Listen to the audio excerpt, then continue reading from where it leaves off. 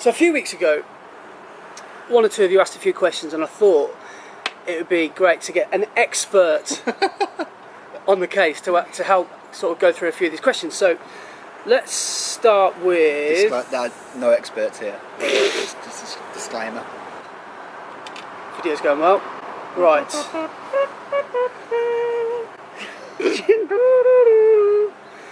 Right, we'll start again. So this question is from High Def Movies.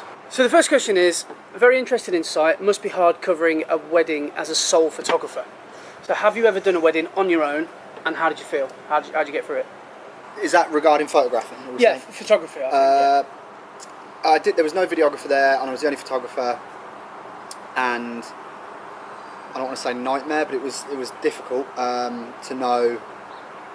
To try and, it was like herding cats. I didn't really have much of a relation. I never got to meet the couple in the build up to it, so that was difficult in itself. And then, yeah, because I'd not spoken to anyone, and like nothing was planned. I tried to, but the wedding was all very last minute, and I was booked literally like a week or two before. Yeah. In the one I'm referring to anyway. And yeah, it was a nightmare. So is that because it was a last minute planning thing, or? It was also because I was new to it, and I wasn't as set up in what I felt. Like, I don't think there's a right, like the way to do stuff, but there's a better way than some other ways. Yeah. And obviously, you're always learning when you're doing this stuff, and I didn't have any prior experience, and it was like a real sharp learning curve, I think. So I suppose it's all about planning, isn't it? Yeah, absolutely, 110%. Literally writing things down, screenshotting requests. Absolutely. I screenshot a lot of things because I'm not really one for carrying around a huge piece of paper. So I like to screenshot. I'm always, it's 21st century now. Do you want a tip? I'll give you a tip. I don't even think I've told you this. I probably should. Please go ahead. Speak to the bride and groom about. I'm going to speak to the camera on you, and work out what you're going to do for the day, like your itinerary of the day. Type it up in your notes on your phone, screenshot it, and have that as your wallpaper on your phone. So all you ever have to do is pull your phone out of the pocket. So you don't have to, as I've just spent 3 hours going through your apps. Trigger your phone, and then your itineraries. Great shout. Have that for free. Hey, like that. Right, now next question, next question. So this is from Jawad. Jawad has been commented lots on videos that I've done over... Have we met at the photography? No, yeah. Jawad, yeah. So Jawad from London. Jawad's asked about 40 questions. So, here we go. So we'll take it one by one. Should you expect the wedding party to include the lunch or supper as part of the understanding? It's quite a tricky one, that, isn't it? I think that, for me, that all depends on your own ego. Yeah. Your maybe how hungry you get.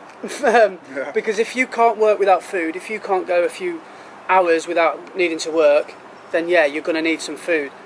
But if you're like me, I'm like a camel when it comes to water. I don't really need to drink that much water, and food I can just go through, and then I end up getting hitting every takeaway on the way home. Yeah, so I always because he's getting a battering on the way back. After, yeah, but I can get through a day. I was going to say I'm the same. I think for me it would be laying on a charm when you meet them, asking them, if you're afraid of asking the couple of, can you literally feed me? If there's a little bit of trepidation when you're asking them, then just ask them, will there be options for me to eat on the day? I.e., is there a bar where I can go and buy some food? And 9 times out of 10, they will probably say, oh no, we'll lay you on some food, don't worry. So if you're just nice and sort of calm and kind about it, and you don't expect to get fed, then that's fine. If you put it in your website, a lot of photographers do this, and this is the photographers who are working Friday, Saturday, Sunday, every month of the year, every week of the year, they're probably written into their website and their contract that you must feed them. Now it's when you're starting out, I would always go for the humble approach. Yeah, that works better, doesn't it? 100%, yeah. Yeah. The humble approach, not the hungry approach. Right, so the next question from Jawad is, do you arrange beforehand what you can and can't produce for them? Style, photo books and framed prints. What do you reckon about that? It's a little bit more your area, because Yeah. I'm more of the video side, but I don't know, that's difficult. I guess it's all about how much you've charged them. If you've charged them 250 quid for a wedding, then you're not going to do them an album, you're not going to do them a canvas, and you're certainly not going to do them mom, dad, brother, sister and their dog a wedding album as well, because you'll end up spending money on that wedding, let alone your expenses for getting there, and your equipment costs so much money. I understand that you have to go in low when you do your first wedding, but I personally would think about what you're charging that client, and then think about if it's worth offering them an extra and include that in. A lot of photographers will offer wedding photography for like 1,500 quid, let's say, and as part of that package comes a fine art, let's say folio wedding album. Now that can cost you up to 250, 300 quid as a customer, so let alone as a client, that would cost them even more. So if you did that as an extra, and you know they're a high-end client, and you could always try and sell that to them later. But for me, if I was doing anything below 500 quid, then there'd be no extras. That's just my limit. Yeah, I think as well, it's really easy when you start out.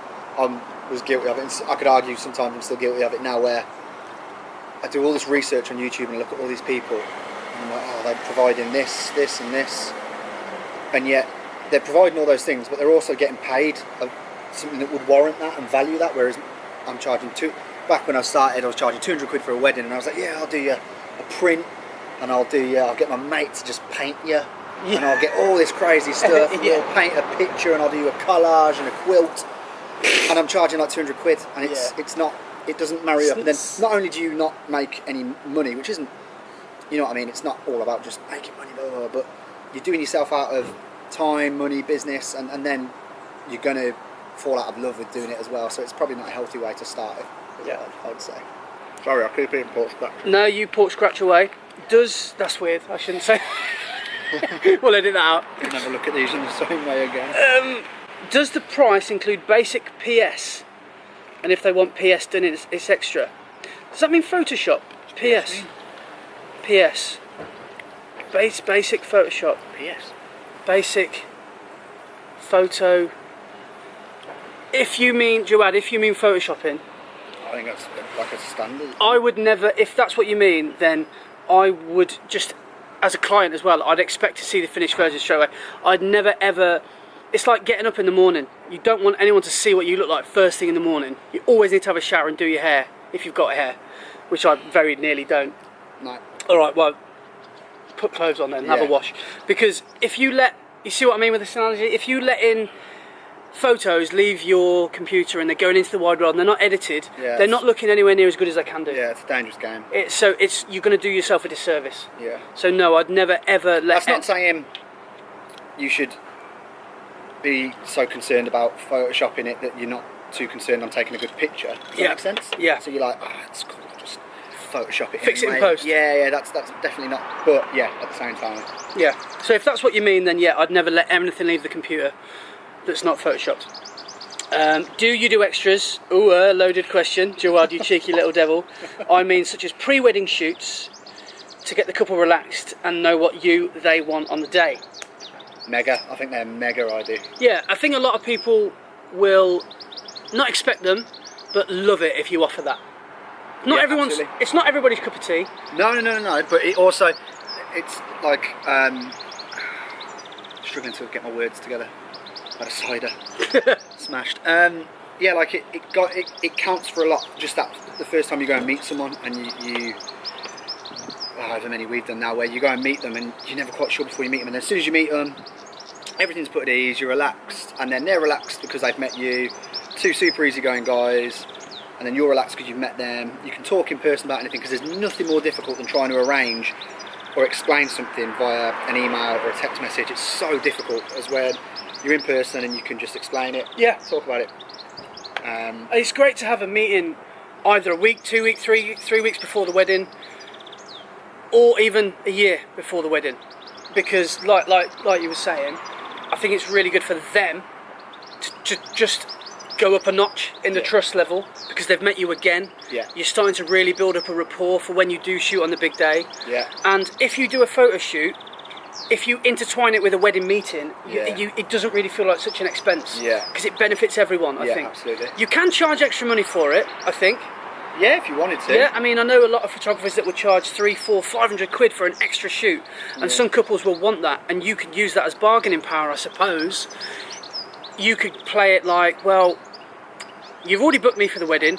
If you want to have some extra time on camera and really know how it feels, that's a big thing as well. I think Yeah. that's a massive thing. Like, don't underestimate the power of, if you're someone who's getting married. I'm getting married next year, and I've got an engagement shoot coming up for my wedding. And my girlfriend was like, oh, "Are we going to?" And I was like, 100%, because is it part of the price? yes, it was. Yeah. And instantly when we met the photographer, I'm going to give her a shout out, Amy Taylor. She's brilliant. She put us at ease instantly, and instantly I was like, I don't mind being photographed now, because she's cool, she's chilled. Yeah. And like when we do it, you can see first few photos, and they're sort of like posing in these like awkward, holding one another. And then as it gets on a little bit, the afternoon you go through the process, and everyone eases up a bit. And then on that wedding day, all you want is for the people just to slip back into what it was like when you had the meeting. Because we sometimes meet 2 or 3 times before the wedding with the couple, so that we're super familiar with one another. We've got the itinerary planned out. They've already had their photos taken by us, and then it works. It's a dream. Yeah. This is the last one. It's a bit of a loaded question. It's a bit of a long-winded one, but it's basically saying about how to get into wedding photography. Okay, right.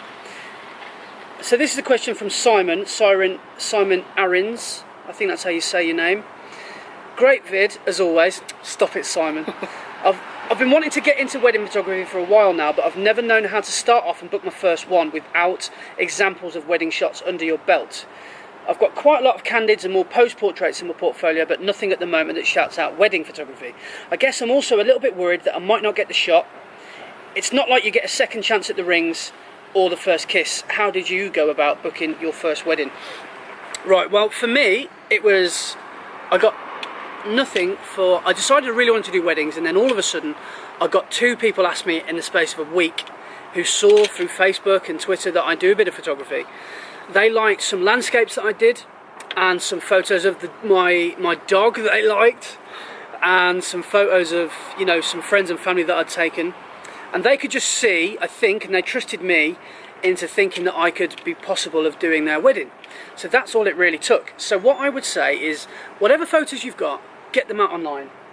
100%. Get your stuff, share it, get people involved, tag people in it who you've taken photos of, and start a photography page if you haven't already done that. Having said that, Facebook makes it very difficult these days to run a photography business. Anyway. So I would always do that. Take people's portraits and pictures. I think that's really good. I don't even know you, but I know that you've got a friend or a family member or someone around you that's going to be getting married now or in the future. Just offer to do it for free. Yeah. I don't know how many we did for free to start with, how many videos, how many videos of weddings, how many photos we went and took for free for family, friends. I think our first 3, 4 were free, and you just go and do it, because at the end of the day, they've not paid you, so if it doesn't work out for them, they knew they were not paying you. They're aware of what you do, and it's not cost them anything. So if it doesn't work, you haven't got to feel. And everyone's got to start somewhere. And as an artist, no matter what medium of art you do, there's always a lot of free work that goes into it. It's an investment. Think about it like an investment, a business. You've got to put that time and effort in to get it back eventually. Well, we've come today to look at the church. We're not being paid to come and look at this church now. We've been paid to photograph on the day, but we're coming to do the time now, and it's just it comes back. Speculate to accumulate. Exactly. And another way you could do this, Simon, as well, is next time you go to a wedding, chat up the wedding photographer, even if it's a man. That's what I do. Find out if they use second shooters, because that might be something you might be interested in, and it might be something they might be interested in. You can contact photographers and you can say, look, I'm willing to do this for free. Do you want to hire me? That sort of thing. Find out if they're in your local area, find out where they shoot, if they are where you are. Don't drive to blooming Cornwall if you live in John O'Groats, because that's not very sustainable.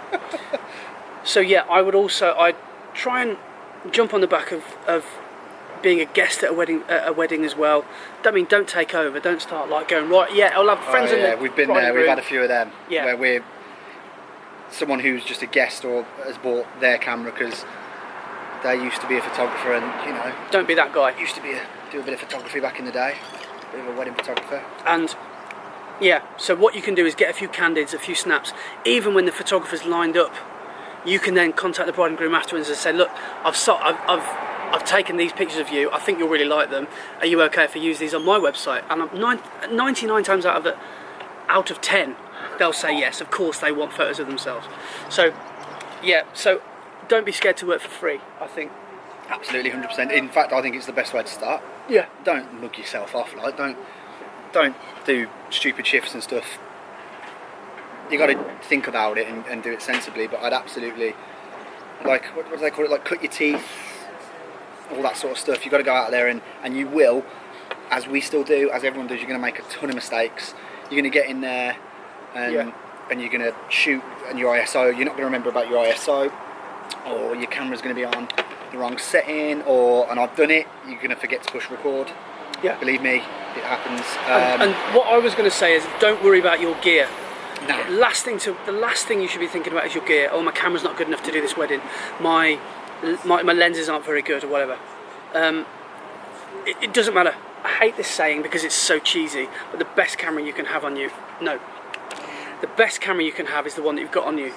So if a moment arises and you take a picture and someone else with a 1D Mark IV and a 70-200 is too busy talking to someone saying how good their camera is, but you've got your phone and snapped an amazing moment while they're still chatting about how big their 70-200 is, you could have put it on Instagram and you could get 1,000 followers. So it doesn't matter what camera you've got, always don't worry about that. So yeah, that's I'd 100% agree with that. Yeah. Right, so that's pretty much all I wanted to say. Question time. Yeah, question time. News night. Over. Was I like Jeremy Paxman? A little bit. Yeah.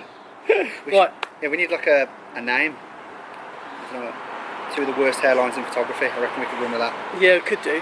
Yeah. Or what day is it? Thursday. Thursday. Just done that thing that Peter Kay talks about. What day is it? Yeah. 3:15.